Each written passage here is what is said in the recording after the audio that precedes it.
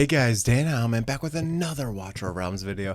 Today we're going to talk about some of the summon banners that we got coming this weekend. We have a really nice banner, 15x with Ardea and Ajax. Now, unfortunately, I just got Ajax on Legendary Pity for Ancients, which is, the Lord Pity, which is very unfortunate. He has kind of a high cost, but has some pretty cool abilities. We're going to go through him a little bit. We're going to go through Ardea, talking about this banner. We also have a 2x banner, so it looks like we probably don't have a 1+1 banner this weekend. I'm assuming. I don't think we get 2x and 1+1s at the same time. Now, if you do want to summon this weekend, I do have a link in the description for a discount on packs. As always, feel free to use that. We have the Immortal Codex going on right now. Yeah, I haven't done these yet because I've heard that there's some stuff in the Odyssey Quest to do for Immortal Codex. Now, I'm stuck on this one right here. Launch 5 successful attacks in Guild War, unfortunately, because we haven't had Guild War. It's been closed for 2 days now, so I have not been able to finish this one.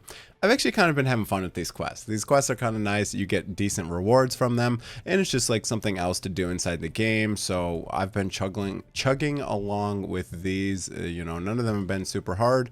But some of them have been like, obtain 2 million XP. So we did XP stages for a while. We had one that was get 2 ancients. I'm pretty sure there's one, I've seen one for get 5 ancients a little bit later, which will be probably one of the more difficult ones. I mean, that could be 7,000 runs in a dungeon, right? So that one can be very hard. There was one that was like, where was it? There was spend 1,000 stamina. Yeah, this is the one right here. Obtain 2 ancients. I've heard there's one for 5 ancients, so that'll take a while. I don't think there's any other ones in here that were really too bad. So pretty cool. We're gonna get the Golden Pharaoh. We're gonna get in it. Cool. Arbiter. So that's nice. I've been wanting more arbiters. It'll be pretty fun to get this guy to mess around with him. Actually, I'm pretty sure I might have him on the test server possibly, or maybe not. But maybe I should mess around with this guy a little bit. It gets damage in arena and yeah, magic dealing mage, also an eco-terrorist in that faction. But it's nice having the arbiter faction because I do have Pope, so since I have Pope, that's been working quite well. But anyways, back to the point of this video. We're going to be talking about these different heroes, Ardea and Ajax. So let's go. 2x, definitely if you're a newer account, you're going to summon on that. These are for Ancient, so they are the different shards that are only open for the weekends. It's interesting, this one's opening on Friday instead of Saturday. Usually Ancient banners open on Saturday and they go Saturday to Monday. As you can see, we still have a couple days hidden, so they still have time to add 1 to 2 banners. Sometimes they start banners on Sundays and they go Sunday, Monday. Sometimes they have 1-day banners, so they could technically still add a banner between now and then. We also have the fusion event going on right now, but okay, let's talk about Ardea and Ajax. Let's start with Ardea. She's one of my favorite heroes in the game for multiple reasons. I just pulled another copy of her. She has a very, very high base attack. So she has one of the highest, I think she has the highest base attack in the game. I don't think even Valderon gets higher than her. So mine has an 8276 base attack, very, very high. So it makes scaling the attack number very easy, which is quite nice. Fighters in general have higher attack than like mages and marksmen, for example, but she has extremely high attack. She uses that same, low life mechanic that the rest of, the chaotic heroes use.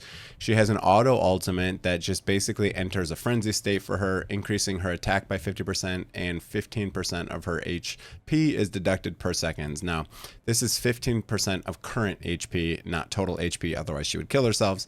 And the hero throws 2 of her circular blades. I mean, she hits really hard. I've seen some numbers over 1 million with her. She hits extremely hard.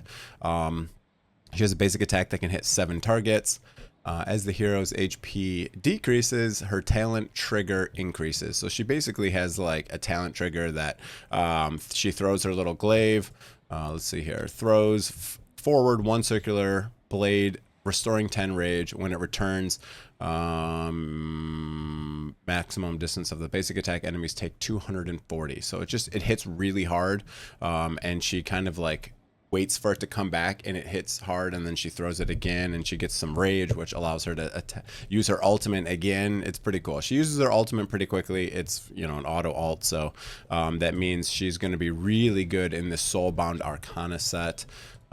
So yeah, what else we got in here? So when the hero deals damage to the same enemy 2 times within 5 seconds, she immediately deals 70% extra damage and inflicts bleed. Bleed is nice because it means they take more. You know, it's interesting. She does bleed. It says bleed means that they deal more physical damage. I think this is this piercer damage? I think this is piercer damage, but she deals normal damage, so I don't think bleed does anything for her. The wording is really weird because it says P damage and they abbreviate it. I don't think there's physical damage in this game. If you click this, you can see there's piercing damage that does more damage against light armor. So I'm assuming that's piercing damage, but she doesn't even deal piercing damage. And you can see it says unable to counter for normal damage. So I don't know, that interaction's a bit weird, but maybe she goes good with other piercers. I'm assuming that's pierce damage. I don't actually know. You know, the tooltips are a little bit lacking in some areas in this game. They do a pretty good job in this game, but still lagging a little bit. Her awakens are really good. She gets this defense reduction, which is quite nice. Again, reduces the defense. So again, you're reducing the defense and you're increasing the physical damage done, but she doesn't do either of those, right? So defense reduction is not useful for her either because she has a normal basic deck, right? I think, but I don't know. Anyways, comment below if you know how that works, because it just seems odd that she buffs physical damage and she reduces defense, but I don't think she benefits from either of those, if I'm not mistaken. Yeah, that's going on with there. Awakens. I did use 1 soulstone on her because I do think Ardea is quite strong, and I actually just got another. This is interesting. During the frenzy state, kills an enemy, increases the duration. It's kind of like Idril, where she gets to extend her ultimate, which is quite good. She gets penetration, which is always really good. After the release, circular blade returns, immediately regenerates another 15 rage, so she's going to get more ultimates more quickly. She is better to use very far in the back, because if she gets hit, she's pretty much going to die because she's going to be on low life all the time, and you really don't want to heal her, otherwise she's not going to get all the bonuses for being low life and dealing more damage that way. She's really useful for a mortal codex. Oh my god, I can't talk. She's really good in AoE arena. You can use her, I mean, I'm sure you could use her in like GR1, but that's not going to be her main place. I do use her in Void Rift a good amount. I've used her in campaign. She's good in arena. She's good in GVG. I've used her in quite a lot of content. Now, she's not going to be someone who's going to be basically soloing all your dungeons for you. She's going to be mostly arena, GVG, etc. Once they... Oh, I used her in Northerner faction trials. She was really good in Northerner faction trials. Because the Northerner faction trial is kind of hard. So she's going to be really good in that one. I have completed that one. Yeah, that's pretty much it for Ardea. Now, let's talk about Ajax. Unfortunately, he resets the Lord Pity in Ancients, so that is where I got my copy. I just got my Ajax copy. I have just put random gear, not good gear. Unfortunately, I just put some random Soulbound Arcana gear that I had laying around on him. I do have him fully skilled up. I did skill mine up because I figure I'm going to use him in GVG. I'm going to try to do some of my faction trials with him. The interesting thing about this guy here is he is the unnamed faction. Now, I don't know if we're going to be getting more. I know we'll eventually get more unnamed. I don't know if he's going to turn into the Lord of this faction, or there's going to be an unnamed Lord coming, or there's not going to be an unnamed Lord. I'm not sure about that. We haven't really heard anything. Now, there has been some leaks about some new dragons coming to the game that are also going to be unnameable. I don't know how that's going to work with Lords. I don't know if they're ever going to get a Lord. I don't know if they're just going to fit into other Lords. I don't know if they're going to get their own faction wars. But yeah, we're going to have to see how that goes. Very interesting. He gets burning. He deals magic damage. He has a very nice buff right here, debuff, sorry. When any enemy approaches hero within 2 tiles, inflicts magic resistance reduction on them. So this just means they're going to take a lot more magic damage. Sorry. Woo. Allergies have been going crazy since the cottonwood started coming out. But magic resistance reduction. Back in the day in GR1, stage 21 was only beatable if you had Ajax. It's different now once we've had more heroes into the game. Boreas made it really easy. But before that, this guy was in the very, very, very early game when there wasn't a lot of heroes. This was the only guy that made it possible to beat stage 21 in GR1. Now, it's definitely changed since then, but this guy's pretty cool. He has a very interesting range. Now let me go to the details here. Look at that range.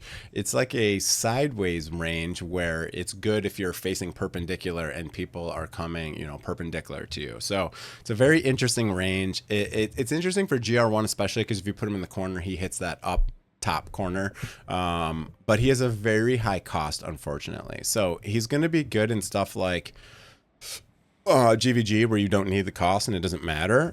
He's not going to be super useful in arena because, I mean, 30 cost, it's going to be really hard to get out there.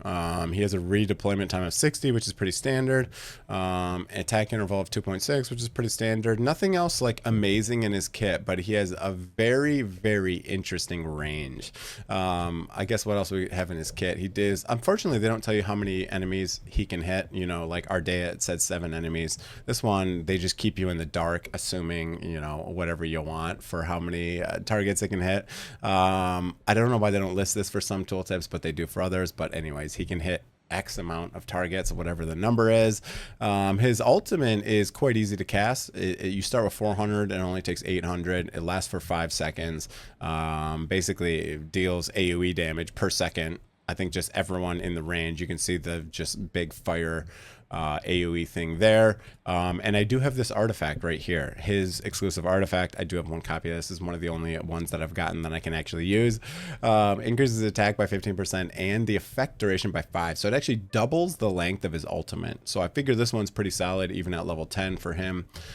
So again, I haven't really messed too much with him, but that is Ajax. That's all his skills, all his talents, everything there.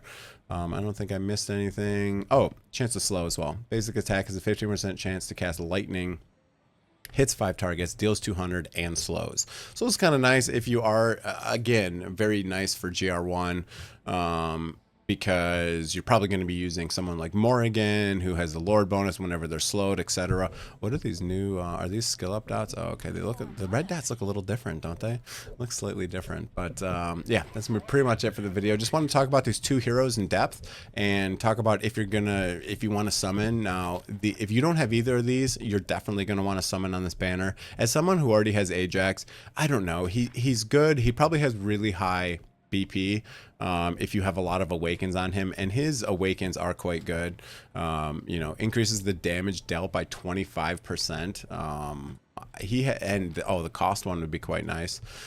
Trigger chance, he has decent ascensions, awakens for sure. So yeah. I know a lot of people use them for GVG, and the high BP definitely helps for sure. You can use them when you're affiliating your units if he has a really high BP as well, so that helps. Ardea, just super useful in a lot of content. Love Ardea, love her looks, love the design. Actually love the design of both of them. Very cool. But okay, that's it for the video. Again, if you want to buy some packs, I have a discount link below that helps me out. Other than that, have a great day, everyone. Good luck on your summons, and you know, a freaking week from now. You know, it's Tuesday already, but good luck on your summons this weekend if you're going to do them. That's going to be it for the video. Thanks. Have a great day, everyone. See you guys. If you enjoyed the video, definitely hit that like and that subscribe button. It really helps me out. Have a great day. See you guys.